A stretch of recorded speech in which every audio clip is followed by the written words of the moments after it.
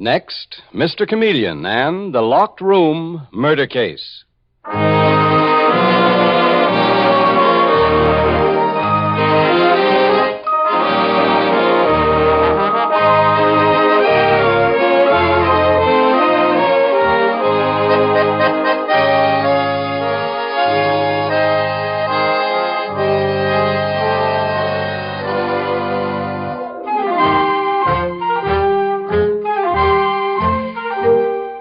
Tonight, we again present the famous Mr. Chameleon of Central Police Headquarters in his famous cases of crime and murder. Brought to you by the makers of genuine Bayer aspirin and Phillips Milk of Magnesia tablets. Mr. Chameleon, as you know, is the famous and dreaded detective who frequently uses a disguise to track down a killer. A disguise which at all times is recognized by the audience. Tonight we give you Mr. Chameleon in the Locked Room Murder Case.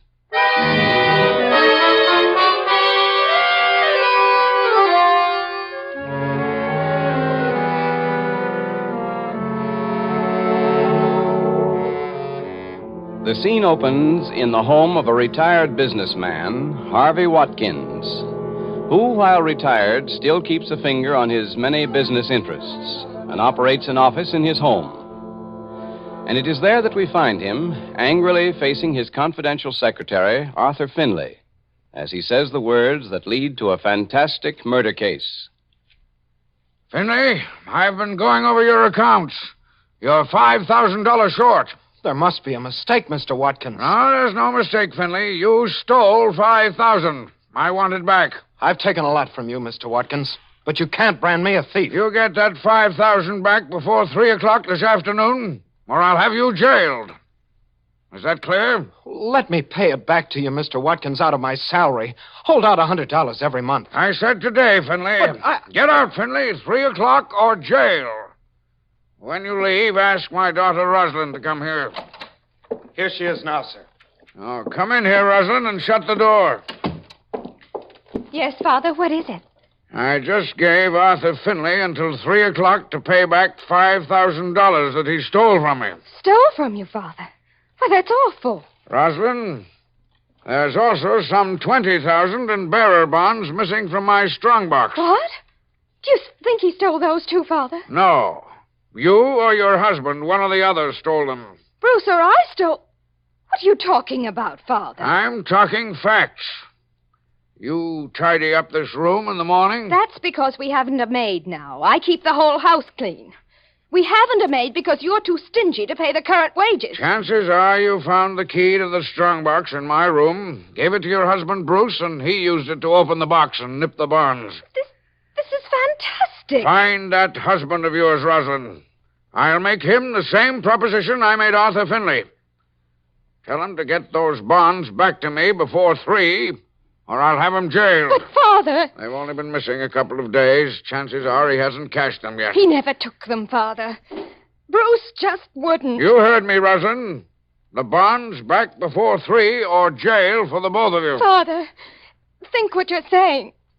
Having your own daughter and her husband arrested as thieves. It's too horrible. It won't be if you return what you stole from me. Here by 3 or jail. Stop slobbering, Rosalind. It's cold in here, Father. Shall I light the gas grate? You light out and tell your husband what I said. That's all you've got to worry about. All right, Father. Oh, you, Mr. Fisher. Hello, Rosalind. Your father sent for me. I'll say I sent for you, Fisher. Come in. Mr. Fisher, please intervene with Father for me. I've done it lots of times, Rosalind. What's up, my dear? Get out, Rosalind, and shut the door. Remember what I said. Yes, Father. What's happened, Watkins, old man? You look ready to break a blood vessel. Now, listen, Fisher. I'm telling you this because I'm surrounded by a pack of thieves. Pack of thieves, Watkins? You've had these ideas before. I caught that confidential secretary of mine red-handed. Stole $5,000 from me. Gave him till 3 this afternoon to make good, or I'd have him jailed. Arthur Finley, you mean? By George. I'll take the responsibility for that. I hired him for you. Forget it, Fisher. That's not the half. and my own daughter, Rosalind, and her husband, Bruce, snitched 20,000 in bearer bonds from my strongbox. What do you say to that, Fisher? What would you do about that? I'd say Rosalind is your daughter, and that to err is human, and to forgive divine. That's because you're a soft-hearted old fossil. I gave them the same treatment I gave Arthur Finley. Return what they stole before 3, or jail. No, not that, Watkins. You simply can't. I can and I will, Fisher. And I'll tell you another thing. Any of the 3, including my daughter, is capable of killing me. I know murder when I see it blazing from people's eyes. Let me try to straighten this out, Watkins, old man. Look before you leave. I am looking, Fisher. Here's a letter I've written the police. If anybody kills me, you give it to them. Or better still, stick it in the mailbox when you leave. I'll not mail any such letter, Watkins. Do as I say and don't argue with me. I won't mail it. I said to look before you leap.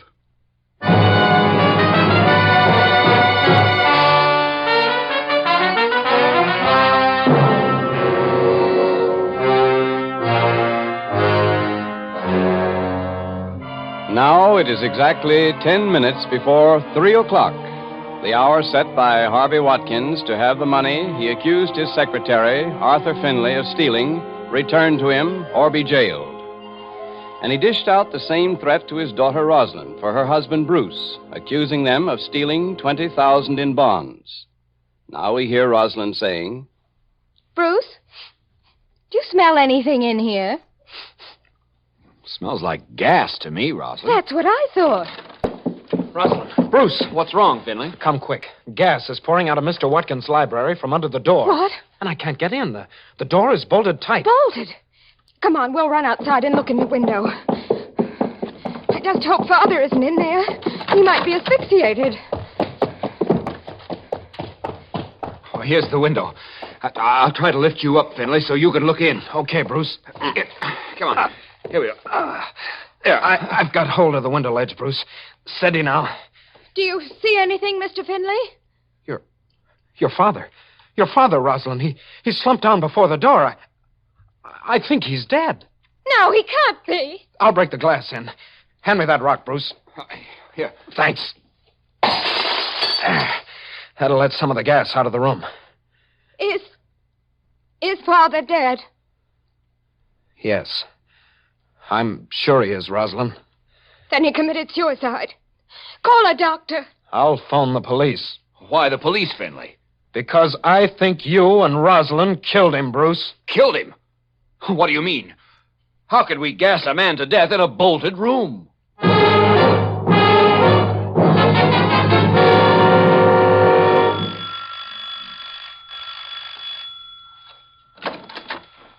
Good afternoon. I'm Chameleon of the police.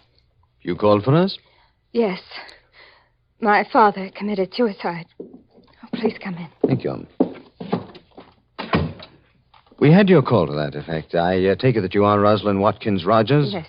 This is Detective Dave Arnold. How do you do, Mrs. Rogers? I can't understand why Father should have ended his own life, Mr. Chameleon. Well, after your call reporting his suicide, Rosalind, we had a second call reporting that he was murdered.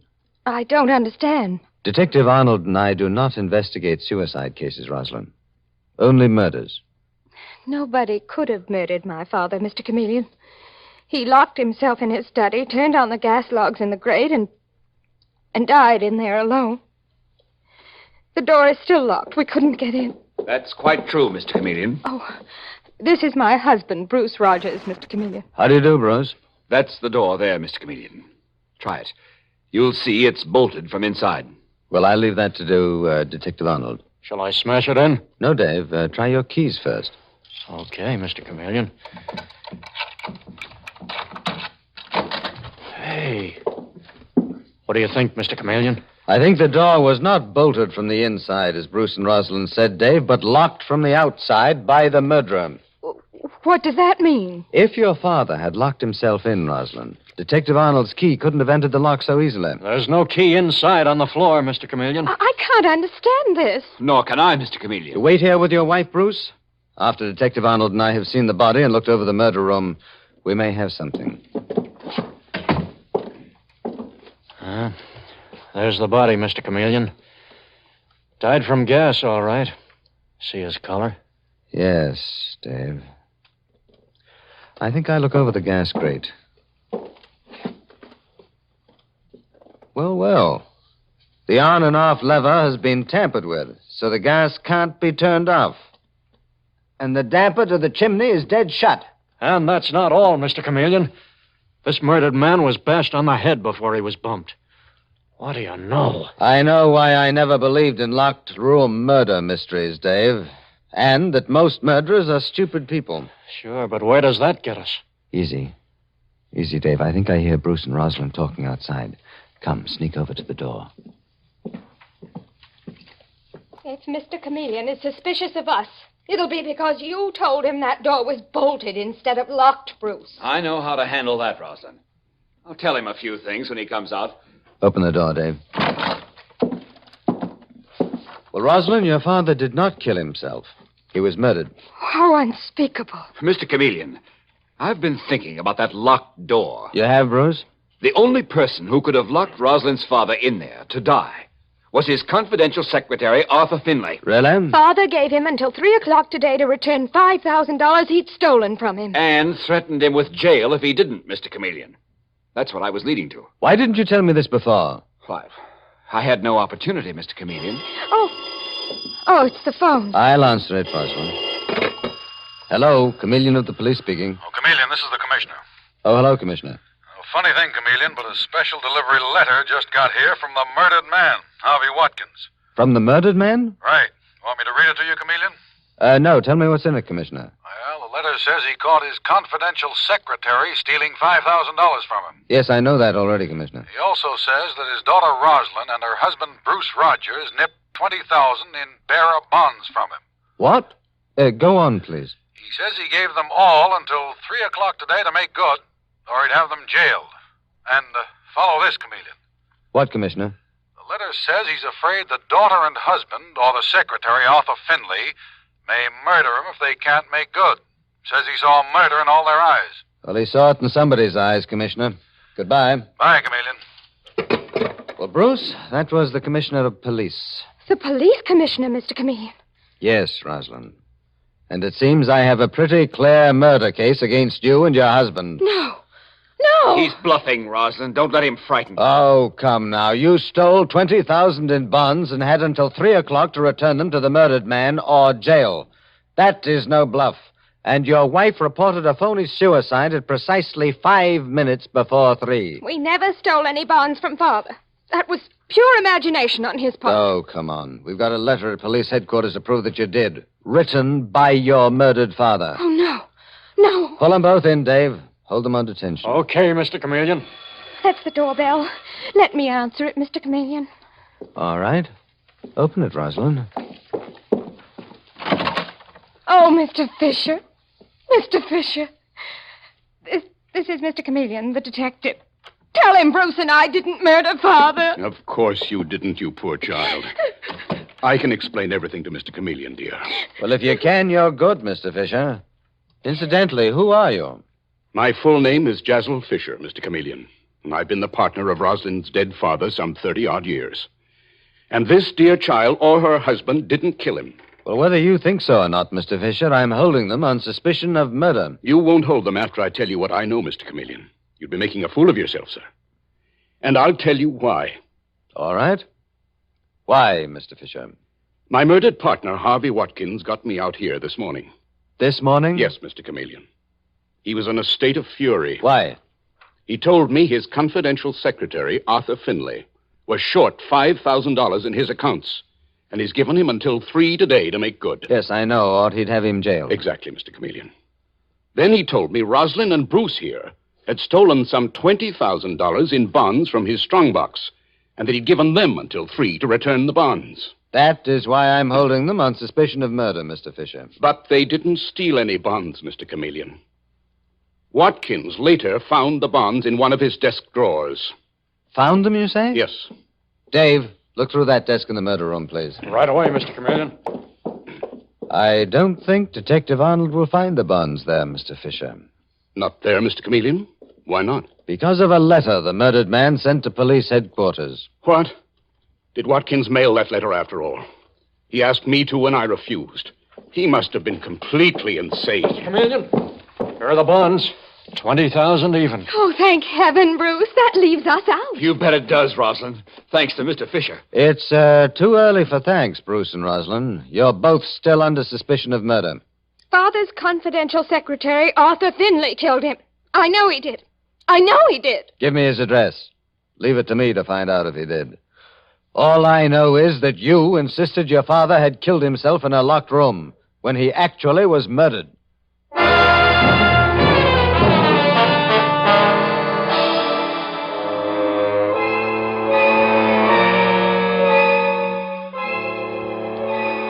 Mr. Chameleon and the Locked Room murder case continues in just a moment. More and more men and women who have suffered for years are finding that an amazing medication called Phillips Tablets brings wonderfully fast and effective relief from upset stomach, gas, heartburn, and other distressing symptoms of acid indigestion. The relief you get by taking Phillips Tablets is so quick that almost before you're aware of it, your acid indigestion distress is gone and you're feeling like a new person. The reason Phillips Milk of Magnesia tablets work so quickly is they contain one of the fastest, most effective stomach sweeteners ever discovered. And because they taste so good, Phillips tablets also bring you pleasant relief from acid indigestion. Their delightful peppermint flavor leaves your mouth so fresh and clean, lots of people find them as delightful to take as after-dinner mints. So next time acid indigestion causes you discomfort, let 2 or 3 flavorful Phillips tablets melt in your mouth, and you'll be amazed at how fast you get relief. Always carry Phillips tablets with you to take after meals or wherever you may be when acid indigestion causes you distress. Pocket-sized tins of 30 tablets cost only 25 cents. Ask for Phillips Tablets.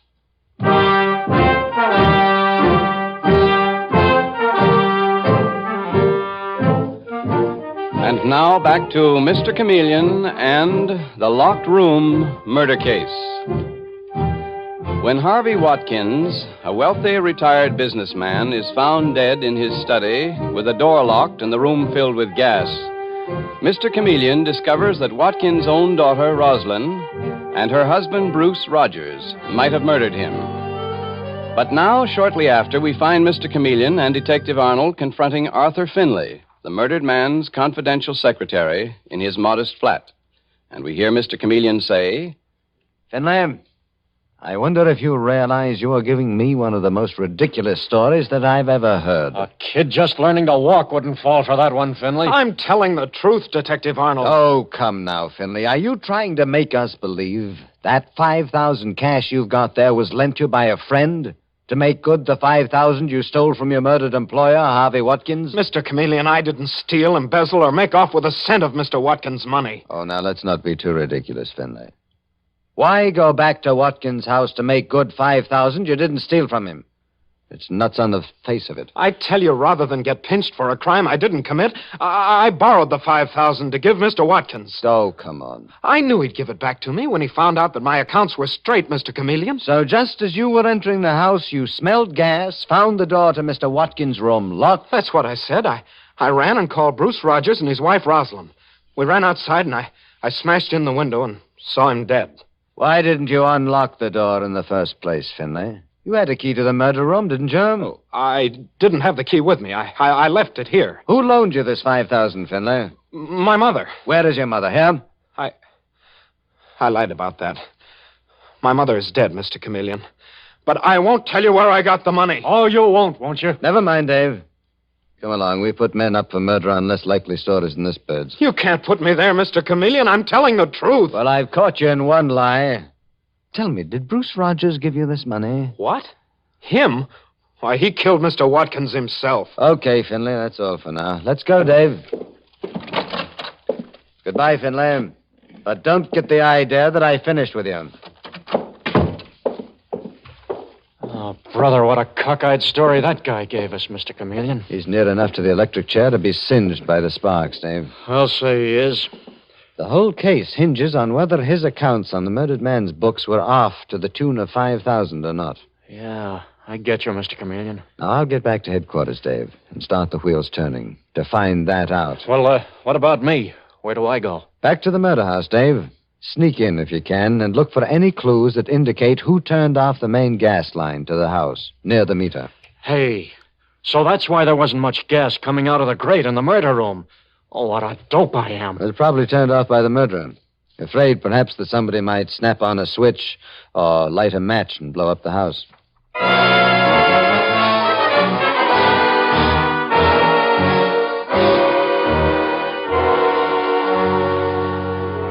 And now, 1 hour later, at Central Police Headquarters, we hear Detective Dave Arnold saying, Well, that turned out to be another dead end, Mr. Chameleon.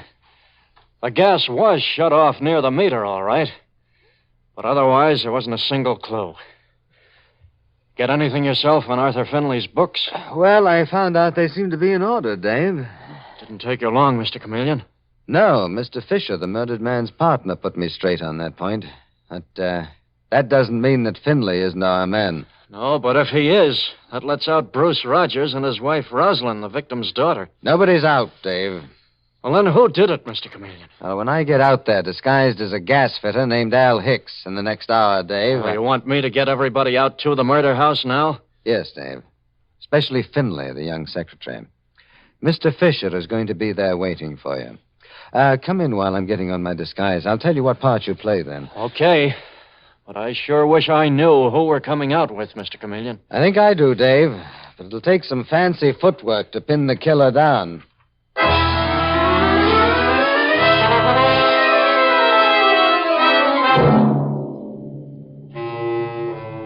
And shortly after, we see Mr. Chameleon in his disguise as Al Hicks, gas fitter in greasy coveralls, about to enter the murder house, and we hear him saying, Dave, before we go in, here's the voice of my disguise.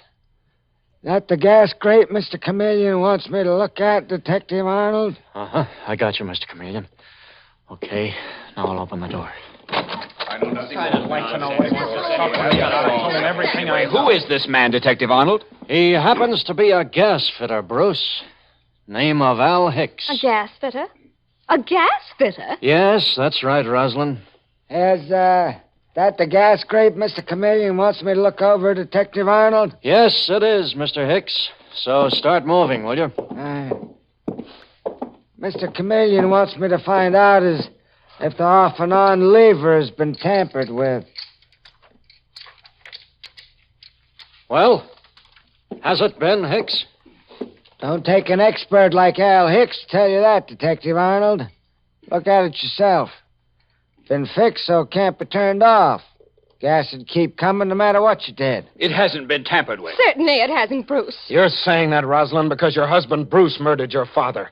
I saw Bruce fooling with it myself this morning. Well, if you did, why didn't you tell me that this afternoon, Arthur Finley? I forgot it until this moment. Say, you're not a gas fitter. You're Mr. Chameleon in disguise. Well, that's right. That's right, I'm Chameleon. So you saw Bruce Rogers fix this gas grate so the gas couldn't be turned off, Finley. I suspected as much myself. Oh, Bruce. Bruce, how could you? Bruce didn't, Rosalind, you poor child. Now, don't accuse your husband. Think what you're saying, my dear.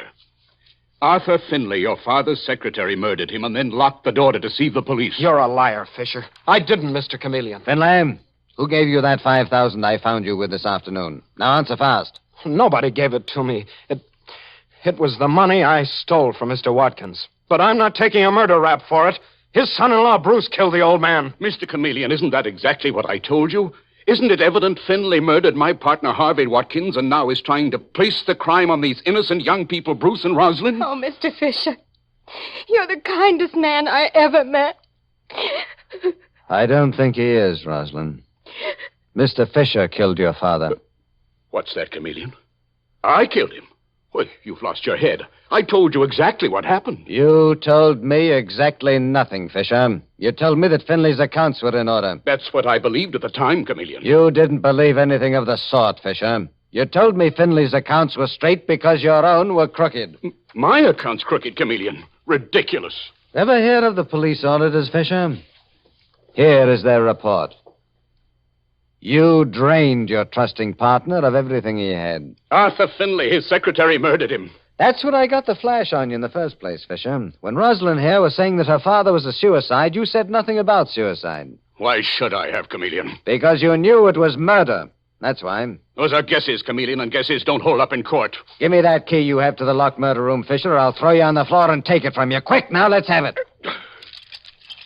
All right. Here they are, Chameleon.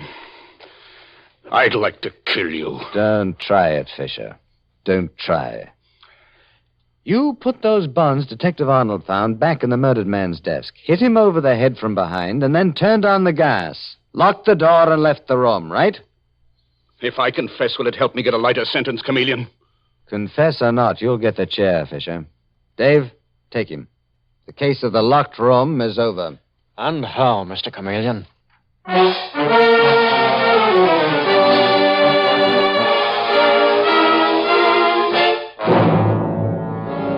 And with these words, Mr. Chameleon concludes tonight's murder case.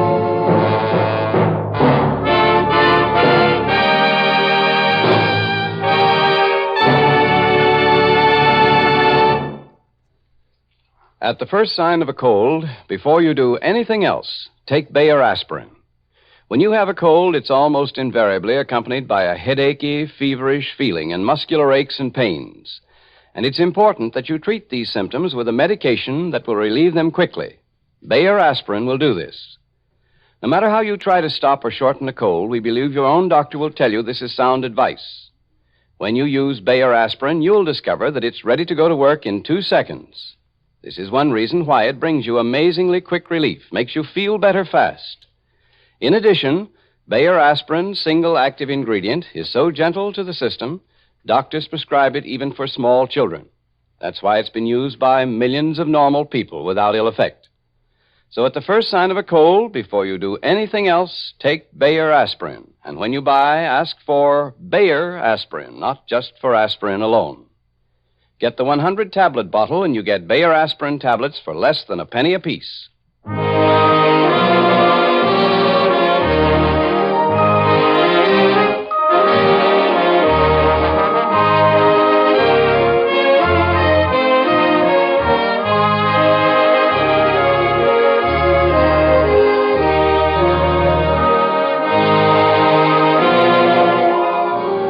Listen next Wednesday night at this same time for Mr. Chameleon, the man of many faces, in The Shocking Revenge Murder Case.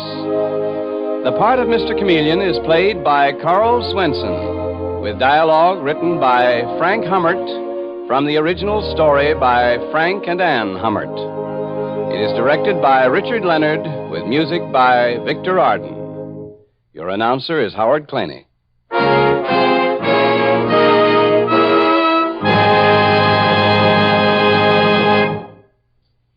You may not notice it, but a gradual loss of whiteness and brightness in your teeth robs your smile of beauty. So if you've been trying to prevent tooth decay in the last year by changing your way of cleaning teeth and your smile has faded, use a dentifrice that not only helps prevent tooth decay, but also whitens and brightens your teeth, really cleans them. And no dentifrice cleans teeth like powder. Try Dr. Lyon's tooth powder, and if you don't agree that it gets your teeth cleaner than your present dentifrice, whitens and brightens them so your smile sparkles with all its old-time luster, return the package and your money will be refunded. Get either regular or ammoniated Dr. Lyon's tooth powder.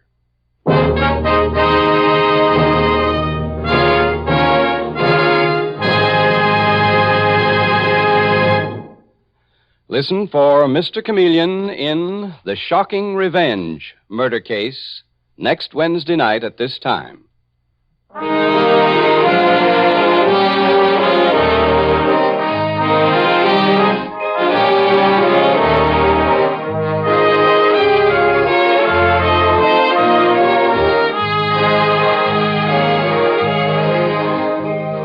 This is CBS, the Columbia Broadcasting System.